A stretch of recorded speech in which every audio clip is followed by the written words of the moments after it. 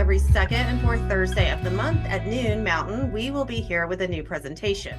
During this presentation, you may come up with questions. If you do, please use the Q&A button on your screen to send in your questions, and they will be addressed at the end. Now, I would like to introduce you to today's presenter, Joseph Boling, a seasoned numismatist since the 1950s, specializing in Japanese coins, counterfeit paper money, and bonds. He lived extensively in Japan and served in the military for 28 years. An accomplished author and editor, he's been pivotal at ANA, earning the Hall of Fame and establishing a prestigious judging award. Mr. Boling will be presenting Paper Money Oddities. It's all yours, Mr. Boling. All right. Well, thank you. Good afternoon or morning or whatever it is, wherever you might be. I am Joseph Boling. I'm a 50-year member of ANA, 54, maybe 55-year member of the International Banknote Society. And the first piece of paper money that I put into my collection was in 1958 or 59 while I was living in Japan as a high school student. So I've been collecting paper for a long time. First thing we're going to talk about is what I can derisively call invisible ink. It's all black. What that invisible means is you can't see the differences in the black inks. So these are both magnetic and non-magnetic inks, which are on ordinary US paper money. There's a plain $5 bill, and all that black frame all around here is intaglio printed, and the black frame and the portrait. And that is all in two different technologies, two different chemistries of ink. Next slide will show a pattern where one of the ink fountains went dry. This is a misprinted error where one of the ink fountains went dry and the other ink fountain continued to print. So one of these represents the magnetic and one represents the non-magnetic inks. This pattern, you see here on the top, we have a long box, a short box, and a middle-sized box. And down here going the other direction, we have a long box, a short box, and a middle-sized box.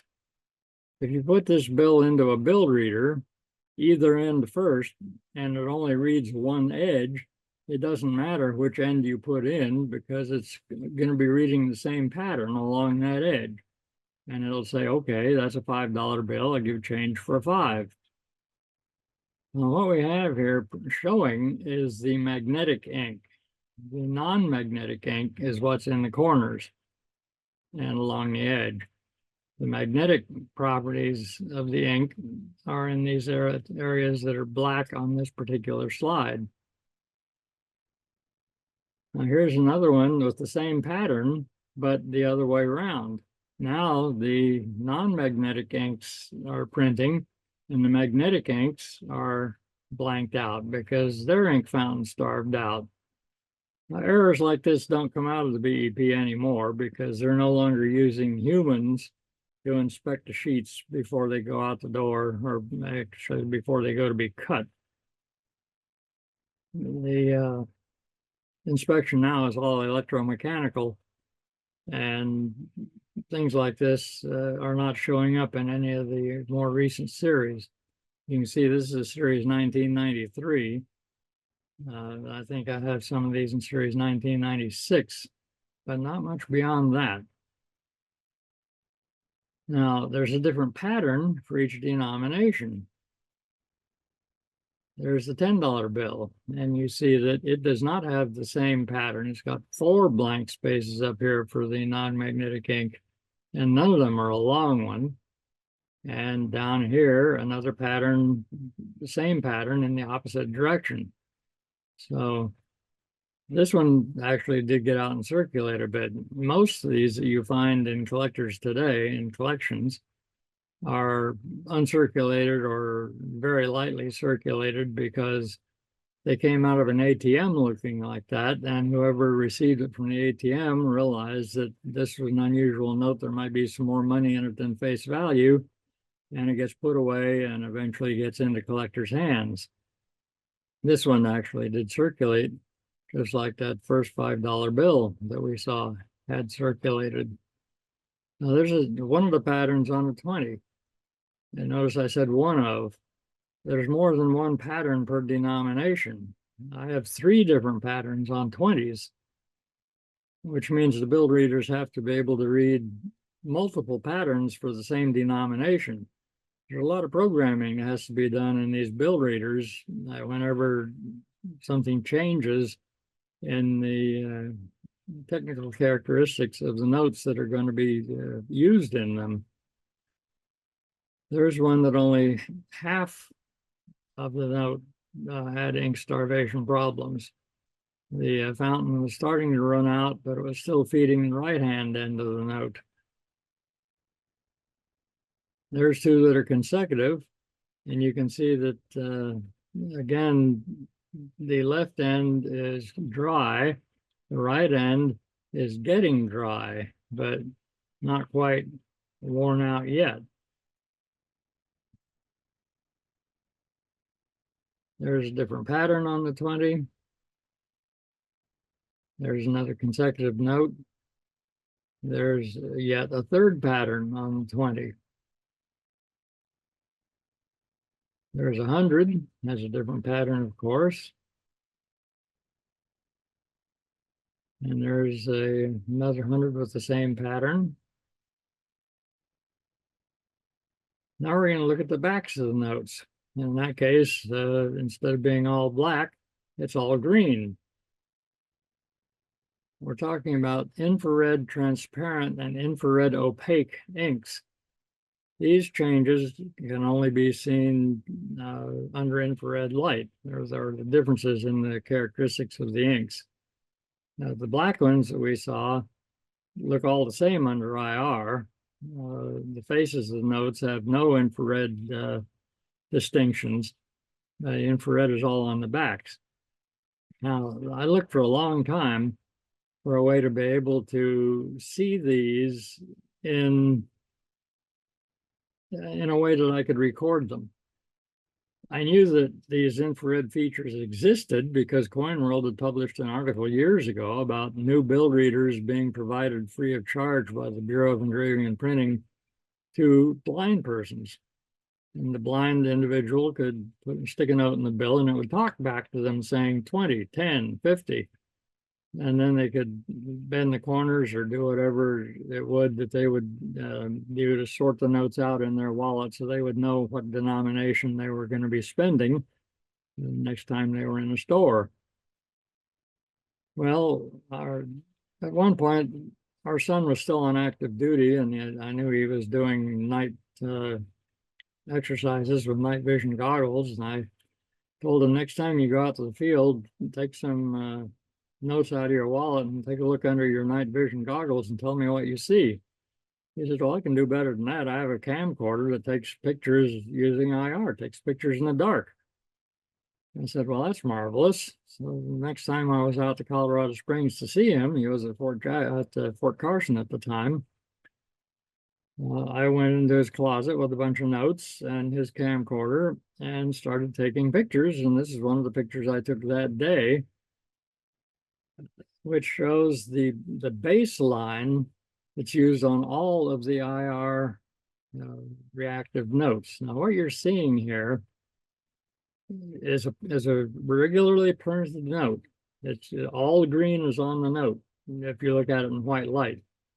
But under IR, one of those notes is IR transparent, which means that the infrared light goes right through the ink, doesn't see the ink at all, and just sees the paper underneath the ink.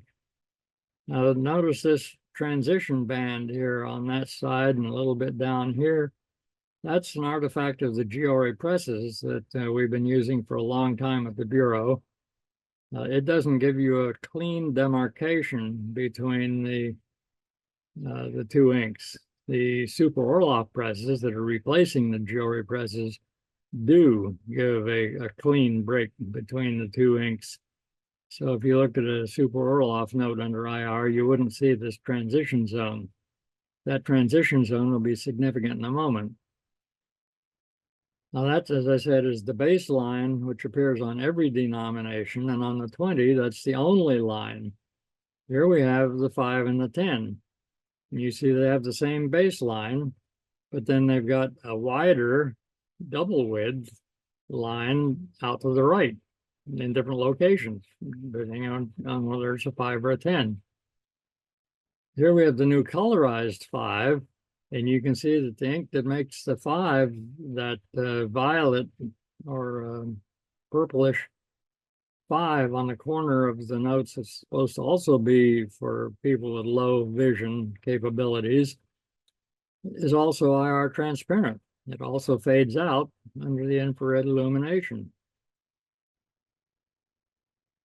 Now, there's the only $1 bill that I've ever found that had almost transparent IR ink. I happened to have that in the notes that I was carrying the day I went to see my son, and I've never been able to figure out which note that was because the resolution in IR is so low that I can't read the plate number here, and I can't locate that note again in my collection. I've looked for it, and maybe it was just something I had in my wallet that day. I don't know, but at any rate, I don't have it. The 1s and the 2s do not have any IR features. There's the back of the deuce. 1s and 2s are using something else to identify the denomination when they're in a bill reader, which must be optical because I can't find any differences in magnetic inks, magnetic, non-magnetic, or in IR on 1s and 2s. And Congress has forbidden the BEP from tinkering with the 1s and the 2s. They say it's not worth the amount of money it would take to add security features. So we're not going to get a large head 100 or a large head 2. We're going to have the same ace and deuce that we've had, well, since 1929. Now there's the back of the 100 that I had with me that day, and it has no IR features. It turns out that the IR was put on the notes in a phased process, and the 100s were the last notes to get the IR characteristics. So none of the 100s that I was carrying that day had any IR features on them. Later, the 50 and the 100 both got it. Here's the colorized 50 is on top. The non-colorized 50 is below. You can see there is a little bit of a difference in the width of the bands. There's about 2 millimeters difference in the width of the bands on the 50. But essentially, they're the same width as each other. So they're two about equal width bands in two different locations. The 100 has the same 2 bands, but they're scrunched up together next to each other. So those are the characteristics of the 100 under IR light. Now, how can we see these in white light? Well, again, an ink starvation error. This is a note that was printed where one of the ink fountains went dry. In this case, the one which is IR opaque. And what we're seeing is only the IR transparent ink. Now, if you look at that under IR, it disappears completely, except for those 2 transition bands where there was a little bit of mixing of the IR transparent and IR opaque inks at the transition. That's the only thing that shows up under IR on this particular note, because all of the IR opaque ink failed to print, except a little bit here in the mixing zone. And the IR transparent ink under IR is invisible. You don't get to see it. So that's what happens when you put that kind of an error under IR. Now there's the opposite error where the IR transparent ink failed to print. And this does have a pretty distinct separation there. I don't know if that was an Orloff press note or not, but we do have only the IR opaque ink being printed on the back of that $20 bill when you look at it in white light. Here's the only 5 that I've ever found that you could actually see the pattern in white light. This is not taken under IR. This is a damaged note. This is actually a doctored note. Somebody was trying to change the colors of the seals on the face of this note to make it look like an error worth a lot of money, and bill collectors out of that money. Whatever they were doing with the face of the note damaged the ink on the back of the note that was IR transparent, making it now visible under white light. It's the only 5 that I've ever found that had that kind of capability. I've never found an ink starvation error in the infrared inks on any denomination except the 20. And as I said, those are not getting out of the bureau anymore. So we're not seeing those things coming into the market. Okay, we're back to looking at some of these. There's the back of an ink starvation error. There's the face of the same note. And notice serial number here, 42246. And there's 425 as the prefix here. Well, there's the same pattern. And it's still 42246, but it's 431. These 2 notes came off the same sheet. They were printed at the same time on a 32-note sheet. But there's a 20,000 count difference between positions on the sheet. And that's why this is different, because this was in a different location on the sheet. And when these notes all get cut apart and sorted and what have you, you get all the numbers, consecutively in a brick, or a very large brick of 4,000 pieces. But the last few numbers are going to be the same if it's on the same sheet. Looking at the ones of these 20s that I've seen in the market and the serial numbers that are on them, many of them are within just about a dozen sheets of this number. So not very many sheets of that with that error got printed before the pressman realized that there was a problem, shut down the press, fixed the ink feeding problem, and restarted the press.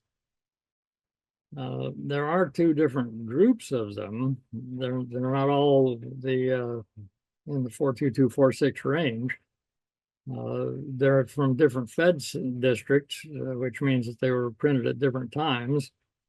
And so I think there are 3 groups of the 20s in the market. As I said, the 20 is the only ink starvation infrared related error that I've ever seen, the only denomination that I've ever seen that had a printing mistake at the bureau. All right, other ink-related things that show up on notes that look a little peculiar. There's what's called a flooded plate.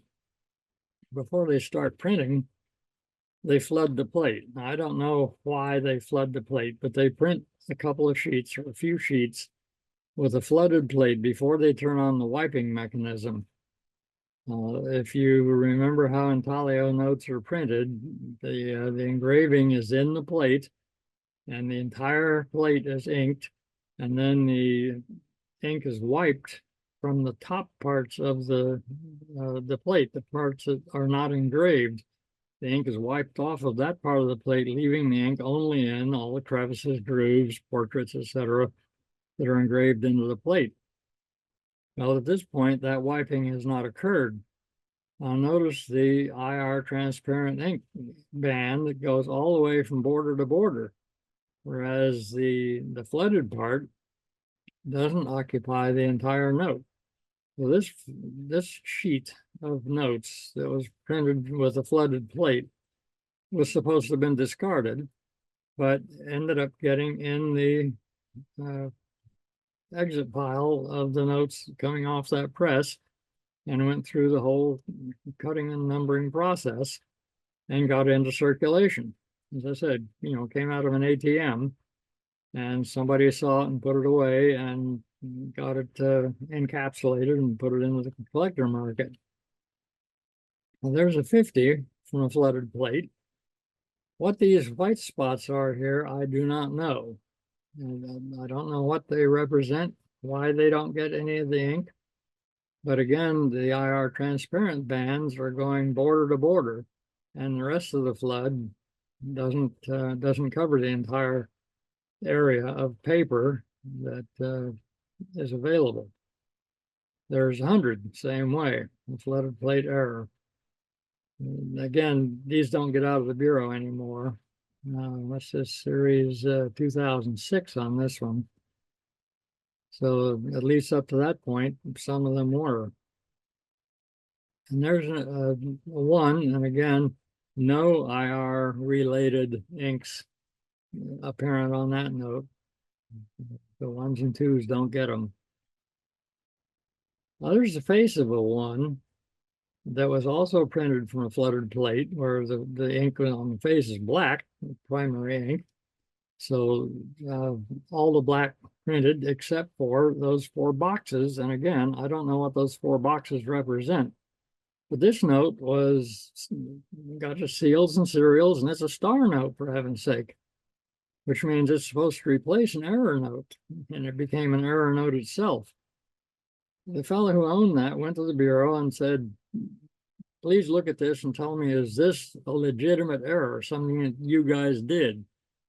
And the people at the bureau said, yeah, that's one of our products, and by the way, we're going to keep it.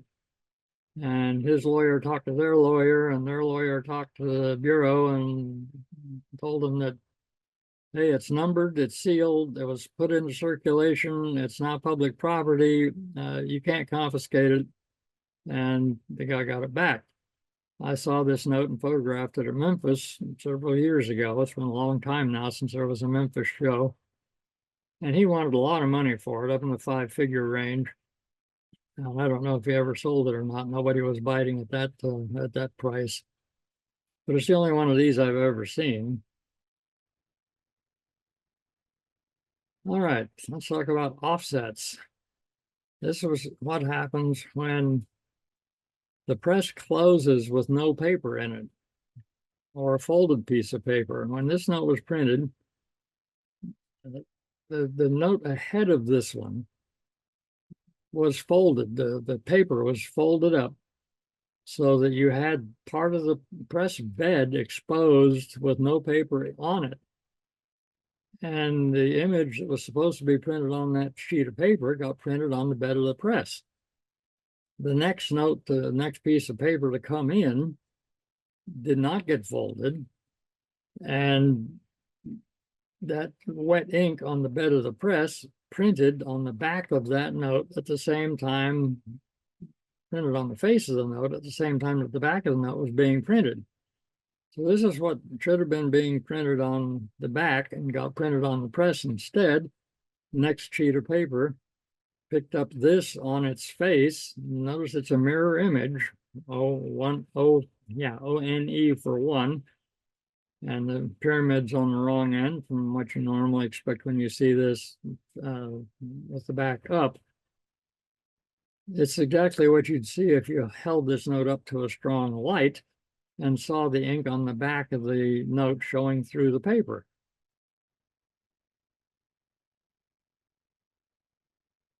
This is what it looks like in succession. These are 5 notes in a row, 5 serials in consecutive order.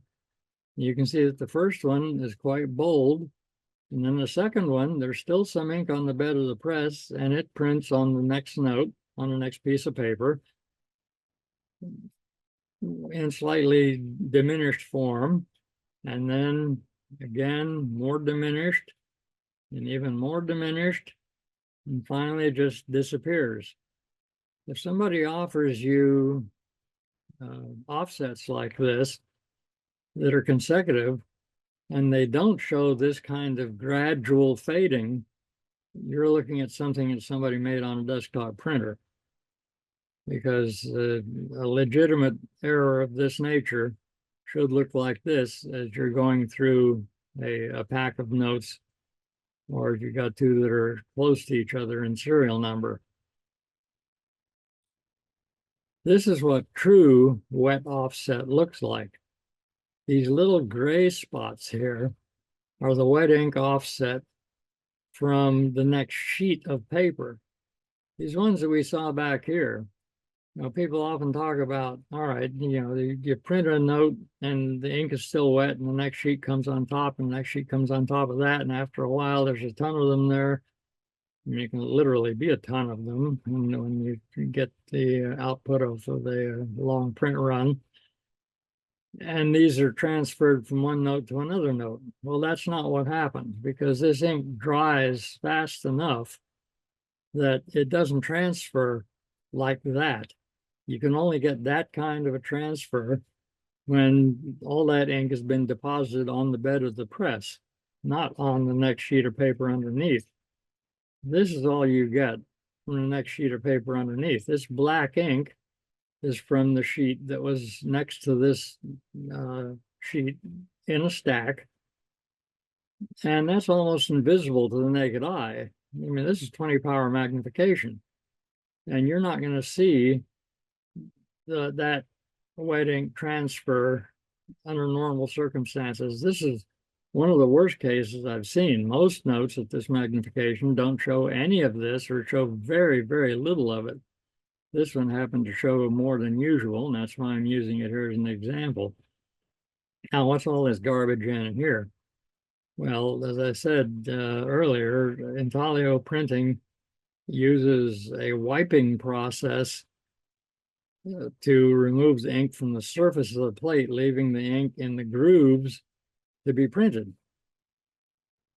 If you've seen the spider press in operation at a show, the pressman is wiping that plate with cheesecloth and then with the palm of his hand to remove the ink from the surface of the plate, leaving the ink only in the grooves. Well, the high-speed intaglio presses that the Bureau uses don't have a pressman standing there to wipe off every plate before it prints.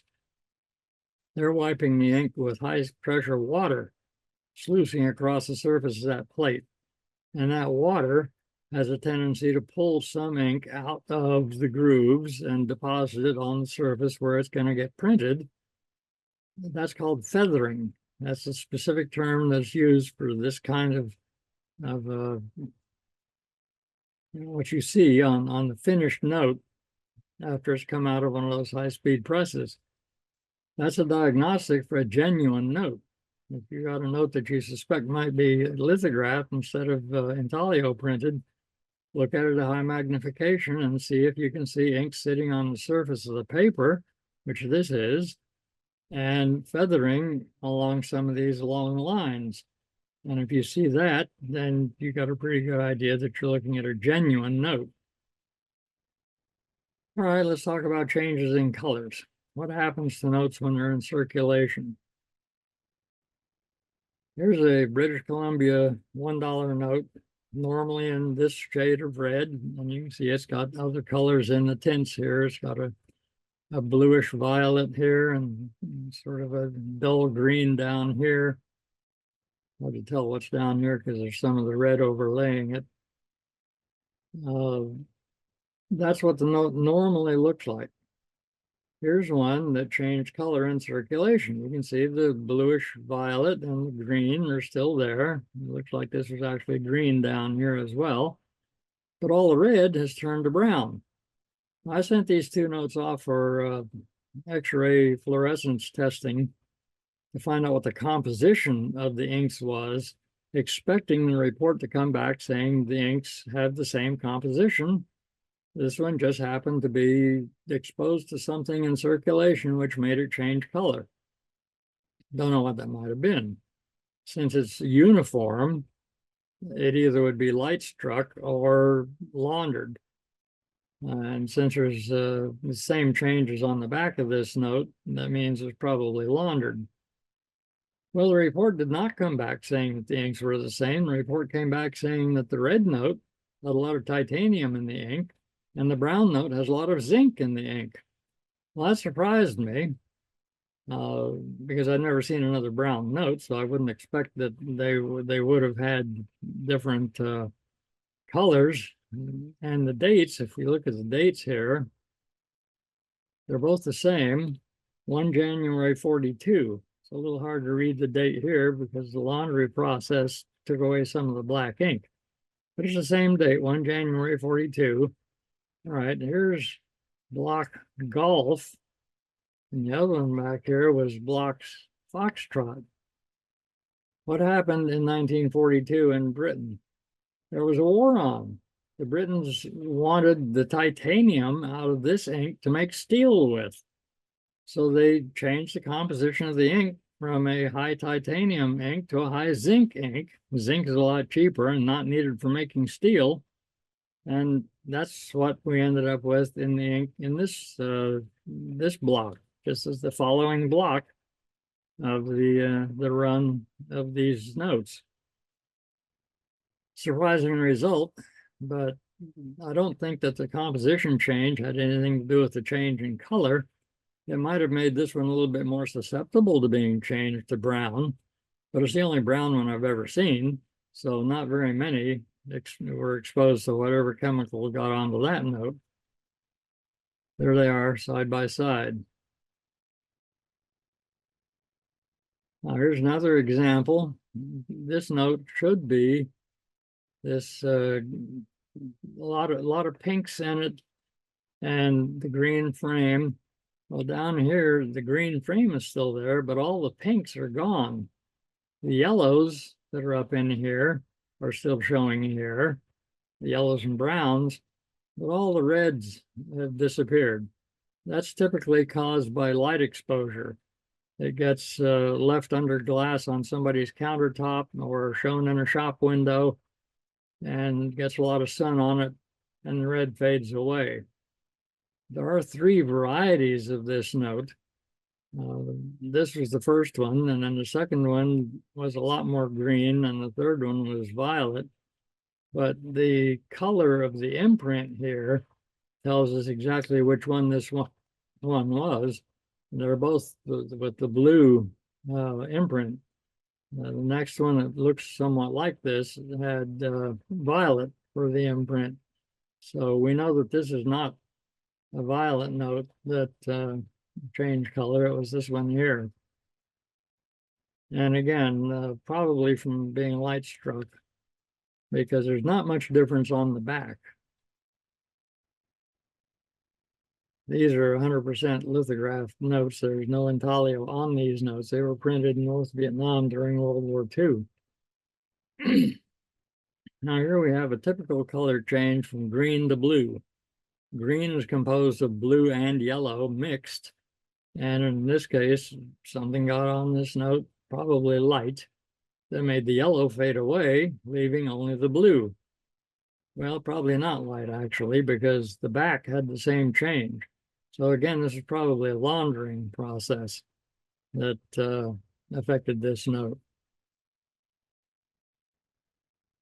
Now here we have 3 notes, all from the AA block, which is the very first block that was printed. And these all came out of one dealer's junk box the same day.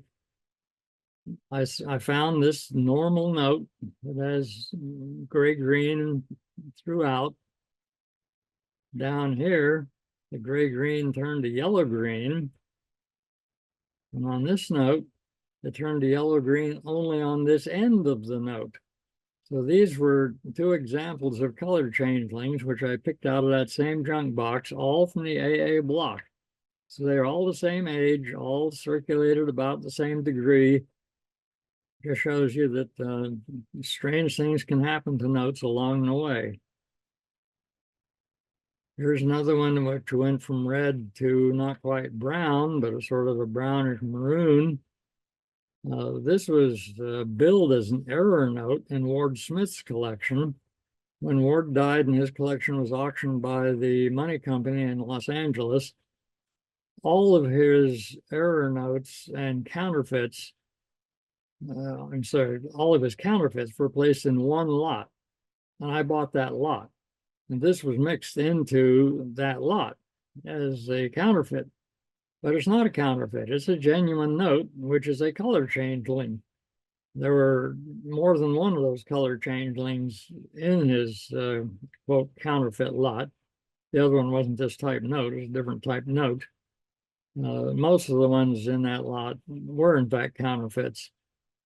But this one is another case of a note changing color due to the rigors of circulation. Now we have a piece here of Japanese invasion money. It should be violet like this on the face and the back, with a yellow tint in the center here. And this one got exposed to something which made the violet turn blue. This one had the violet change to a different shade, to a purple in the center. So something got on this note that affected this portion of the note, leaving the violet alone out on the edges.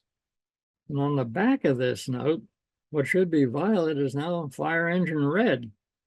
I don't know what got onto this note and how it was applied to make the back change color completely, and the face only changed color partially, leaving the edges in the original shade. Very strange. Now, it makes you think that it was intentionally done to create an error for sale to collectors, but it wasn't marketed that way. You know, it came out of a junk box. Here's another one, same way, except that this one changed color all around the edges.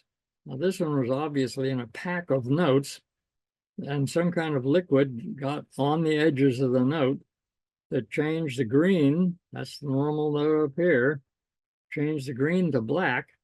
And on the back, we can see here where the next note in the pack also changing to black. Some of that ink transferred to the back of this note.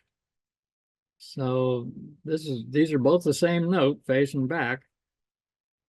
Whatever got on that note while it was in a bundle affected the edges, but did not affect the centers.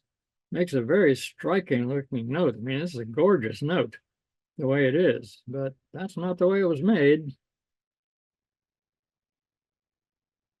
Here's another violet to blue, very common change. I've got notes from Southeast Asia, from many different countries, where violet has changed to blue. And in this case, only some of it got changed. This is another one where part of the note changed and part did not. The entire note should be this bright red that you see down in here and right here at the bottom.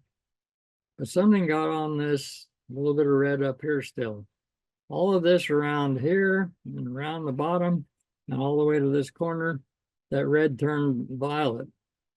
Now, some trigger happy teller slapped that counterfeit stamp on it, but it's not a counterfeit. It's a genuine note.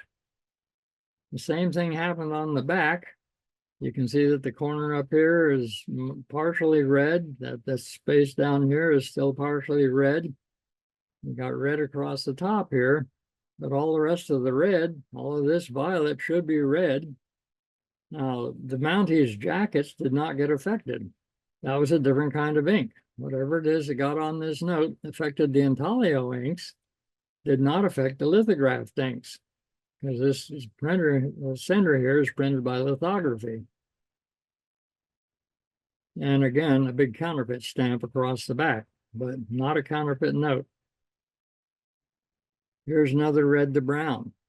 Now, in addition to that change, we have a change in the ultraviolet characteristics of this note. In white light, you don't see any evidence of a UV feature on that note. Under ultraviolet, we have these hundreds showing up. Well, when this note changed colors, it lost its UV characteristics. It no longer shows UV here. And instead, the UV is now visible in white light. I've never seen this kind of a change before in the UV inks that are normally quite invisible except under ultraviolet illumination, becoming visible in white light and disappearing under UV. Actually, I just said I've never seen it before. I've got another one here that's going to be the same way. See it in a second. This is a genuine counterfeit pair. I don't have a second piece of the genuine to show the difference in the back. This is the proper color for the back. This intaglio ink up on the genuine piece, some kind of oxidation process has occurred to that ink, making it change into this bright blue color. If you rub on this in a small spot, you can rub the bright blue away and the brown starts to come out. So when I have this one in my class for people to look at, I ask them, please do not take that one out of the holder, because I don't want a bunch of people handling the back and making that nice blue color disappear. But that's a genuine note, should be that color, ended up being that color because of something that are encountered in circulation. Now here's a US 1, well worn, been around the block, taped together over here. A little bit dull on the green, not really true bright green any longer. But look at the back. This is a laundry job. This went through somebody's wash, and the green in the back turned a different shade. In fact, what happened on there is the blue went away. Remember, I said green is made from blue and yellow. Well, only the yellow is left, and the blue is gone. Now here we have one where the green on the face is almost all gone. You can barely see where the serial numbers are supposed to be. And the green seal here is a little bit more conspicuous. And it turned a different shade of yuck on the back. And here we have a normal looking one on the face. And this one went through somebody's laundry with a money clip on it. It was folded in the middle, had a money clip covering these parts of the two ends. And so only this part got bleached out, and the parts where the money clip was did not get affected. It makes a very striking looking note, but again, that's not the way they're made. There's a military payment certificate. If you look down here in the middle, we've got all these red tint lines, and then there are two different shades of blue in here, a blue-green and a light blue. There's 3 lithograph tints on the face of that note. That's a genuine piece. Now this one was sent to me to be authenticated as a color missing error.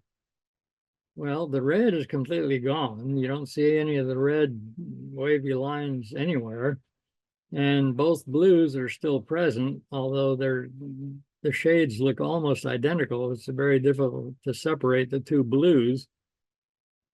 But under ultraviolet, this is what you find. One of those blue tints is UV reactive. You see all these white, yellowish, wavy lines in here. That's one of the blue tints, is UV reactive. And under UV, this looks quite brilliant. You can see the UV characteristics all around the edges. Not quite so much up here because the UV light source is down here. The modified note shows no UV reactivity at all. So here's another case where the UV has disappeared, although it didn't change color so that it's visible under white light. It's also, pretty invisible under white light as well. Going back to this one, the red disappeared. The UV feature is still buried in here and not visible. Here's one that's changed from this shade of purple up here to a shade of green down here. And how this goes from this color to that color is beyond me. I don't know what kind of reaction causes that. We find it on Japanese invasion money where the red blocks have turned green. They're very rare notes, but I've seen several of them where the red block letters have turned into green block letters on a piece of gem, which has been circulated and something's happened to it in circulation. All right, let's talk about quality control. at the BEP. Now these look like ink starvation errors. They look like not enough ink got printed. But what you actually have here is the ink is flaking off the note. It's just flaking away and falling off the note. You can see over in here, all of this business here where little pieces of ink have fallen away from the note. We call these louver notes because Bob Louver was the executive director of the BEP at the time these were printed. These are all series 1988. They're all from the New York district. 3 of them are from the Echo block and 1 of them from the Bravo block. So this is going on for a while. This is bad ink. It was a bad batch of ink. A lot of notes got printed with that ink before they figured out that there was a problem with the ink. I mean, they had to get out into circulation and get this kind of damage done to them. I picked all these out of circulation and the PX in Heidelberg, Germany, while I was on my last tour in the Army. I knew that this was a problem. I'd read it written up in some of the numismatic press, and I watched for some of these notes, and sure enough, here they came. You can see that the lithograph or the letterpress inks up here and the letterpress inks here are all perfectly vivid. No problem with them at all, even with this degree of circulation. But the intaglio ink just fell right off the paper as the notes circulated more. There's a singleton of it showing the effect of the change. And no issue with the backs at all. The green ink on the back survived that degree of circulation without any significant damage. Now we're going to look at the polymer threads that are in these notes. This is series 1995. And this is also 1995. 2 different districts. No, the same district. I was reading that as a G, but they're both from Cleveland. Okay. Let's turn these over and magnify them. You can see that the lettering on this side is smaller than the lettering over here.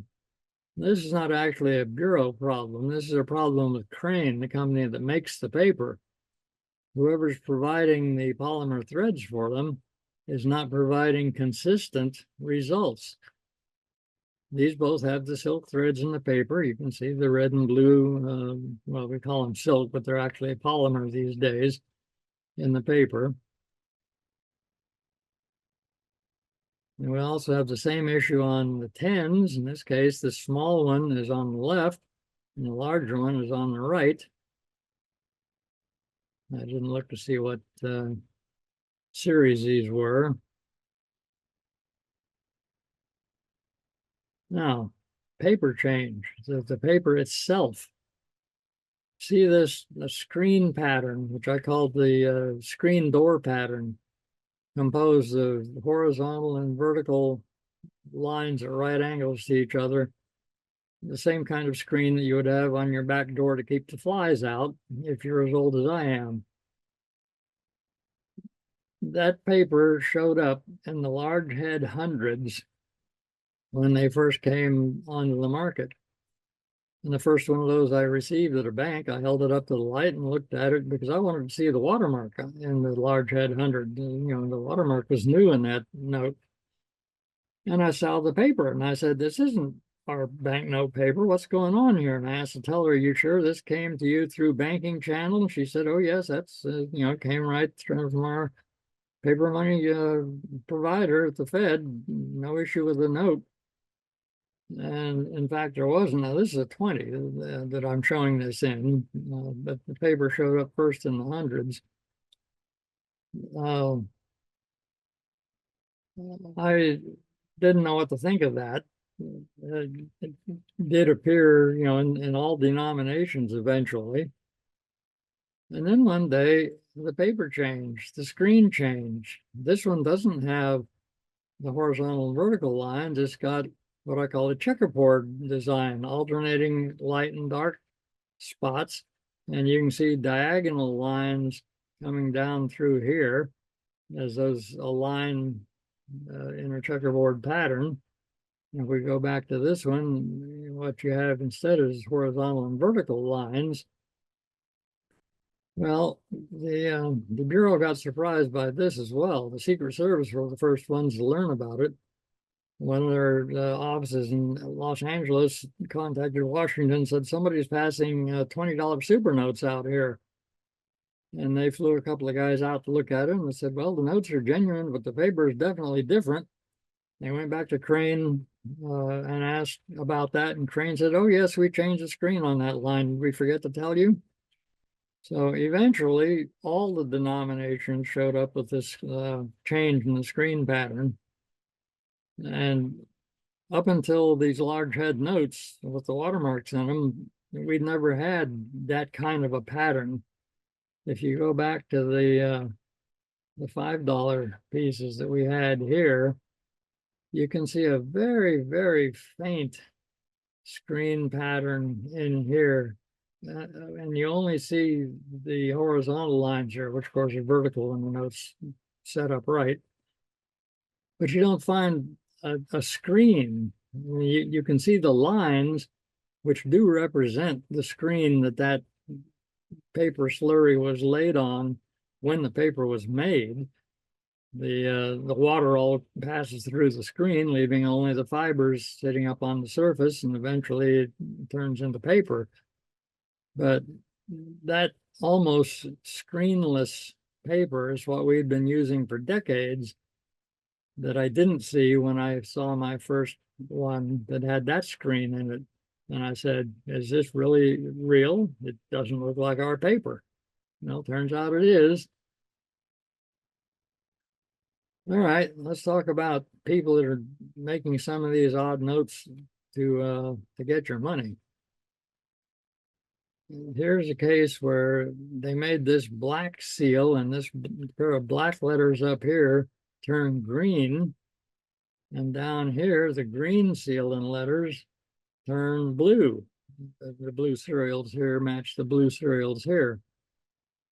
That's some kind of chemical process. The first ones of these to come on the market were hundreds, and they were slabbed by the banknote companies as error notes. I inspected 2 or 3 of those hundreds at an auction for a long time under 20 power with UV, with all the things I had on my belt. And I could see no distinctions, no residual. I mean, for instance, up here, you'd expect to find some black left over, and over here, some green left over. Well, I didn't find any of that. So whatever process was being used to change these colors was a very thorough process that affected all of the ink on the paper. But I talked to the Bureau representatives who were at the same show. This was one of the fun shows. The Spider Press was there, and the whole Bureau team was there with their $100 million exhibit. And they said, there's no way that, I mean, in the first place, we don't have any colors like this on the floor. We're not printing anything with colors like that. And in the second place, you know, there's no way that the wrong ink gets into the incorrect fountain, even if we had those colors. So this happens to be the note that you saw earlier, where the chemical process on the face also damaged the ink on the back. The IR transparent ink became visible in white light. So this turned out to be a bad job for these fakers. I don't know where this note went before it got to me, but it got to me as a gift for teaching with. I didn't have to pay a dime for this piece, and very happy to have it. You can see that the note itself is a genuine note. There's the watermark. There's the polymer thread. And there are the peculiar looking seals and serials that were changed by whatever chemical process was being used. And this has got the checkerboard screen pattern. You can see the checkerboard pattern in here. Hadn't looked for that in this note previously.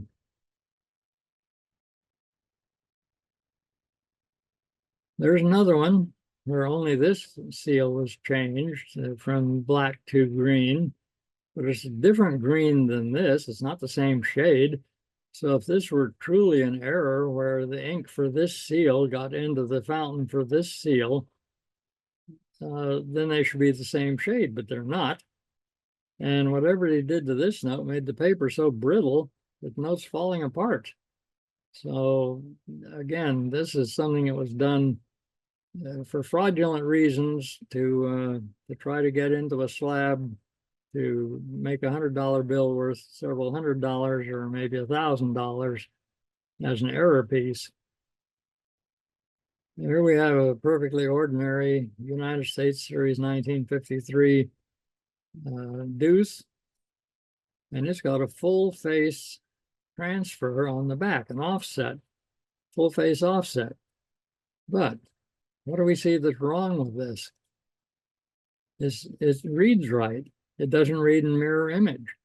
Remember, offsets have to be in mirror image because it's the ink from the other side of the note being picked up on the wrong side of the note, and it's a mirror image. So whoever made this one didn't know how these notes are supposed to be made, didn't know what a true offset should look like. And what he did was he took a picture of the face of the note right here, and then printed that same picture on the back of the note here. That's the second problem it has. It's got the red, the seal and the serials. The serial there and the serial buried up here. Well, those are not printed on the same press. The only way you get a wet ink transfer like this is off the bed of a press. And you're not going to get these two inks, the letterpress inks and the intaglio inks, printed on the same press at the same time. They're two different printing technologies and they use two different presses. So the guy who made this really didn't know what he was doing in terms of how notes are manufactured. I found this one at a Colorado Springs Coin Club show during Summer Seminars Intersession several years ago with a price over $100. And I handed it back to the dealer and pointed out the problems with it and how it could not possibly be genuine. And I bought the note for $2. It's a $2 bill, still worth $2. I got it for face value. And it's in my teaching set. And here's what the offset printed on the face looks like. That's the intaglio green, normally on the back. And the face offset printed on the back is from an inkjet printer. And you see all these speckles out here? Printers like that don't like empty space. They're going to put something in that space, which is invisible to the naked eye, but visible when you look at it at 20 power. Your best tool for counterfeit detection is 20 power magnification. And your second best tool is infrared illumination. You can see out here that the photograph that he took of the face of the note, the paper wasn't bright white, wasn't stark white. So the inkjet printer printed stuff here to make it an off-white color. And that off-white color is composed of all these little dots and speckles that we see here. Okay, that's the end of my presentation, folks. And we're just about right on an hour. What are your questions? All right, so we've got a few in already. The first one is, can insufficient ink errors be blamed on the machine operator? Do they get into trouble for not paying attention to their output and keeping the machine properly supplied with ink? Well, I presume that you could blame it on the operator. Let me turn my volume up here so I can hear these questions a little more easily. If I were a bureau supervisor and these kinds of problems were recurring, I would certainly ask, what's going on? Why aren't we noticing these? And, more to the point, why is it that the error sheets are getting out into circulation? which is one reason why they changed their inspection process from a human process to an mechanical process to identify those sheets and pull them after production. So you got two problems here. One, production that is a problem, and then two, failure of inspection. They've solved the second problem. I don't know if they've solved the first problem because I don't know what kind of wastage numbers are being generated at the two printing plants, but certainly, some supervision, some supervisor would have some questions about how those things occurred. Okay, we've got another one, the Japanese 10-cent note where the purple changed in the center. Does that pattern match the portion of the back that is printed that turned to red? Didn't think about that, but yes, I believe it does, because that frame doesn't go all the way out to the edges on the back. So if that were a liquid that got on the note, certainly that liquid could have gone through the note and affected both sides with some of that color soaking through the face. Yeah, good point. And this is coming from somebody I assume that's new to collecting. He says he has a newbie question. Lithograph versus what? He can't quite catch the enunciation of the word. Intaglio. It's Oh, an Italian word, Intaglio. Some people call it intaglio, but it's properly pronounced with a soft G sound, intaglio. And it's a fancy word for engraving, for engraved printing, or printing from engraved plates. okay. Right now that's all of our questions, but I'm going to give it a couple minutes while I kind of tell everybody what to look forward to. So I just want to say thank you to everybody for joining us, and thank you to you, Mr. Boling, for a great presentation. Our Numisma Talks are being recorded and will be available to our members on our new e-learning academy once these videos are edited. Please be sure to check for future programs on our website at money.org under the education tab. Let me check here real quick. This person says, I have a set of bills showing the progression of errors. How do I get this set certified?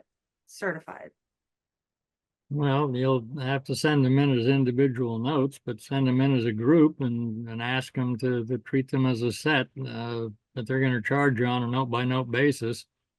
There are three different, there's at the present three different certification companies, NGC, Numismatic Guarantee Corporation. Actually, the C is now company and not corporation, or PCGS banknote, or legacy currency grading. Any one of those three would be happy to take a look at those notes and determine A, that they're legitimate offsets, and B, then put them in plastic for you. All right, looks like that's all of our questions for today. So thank you so much, Mr. Boling, and thank you everybody that joined us. All right, good day, everybody.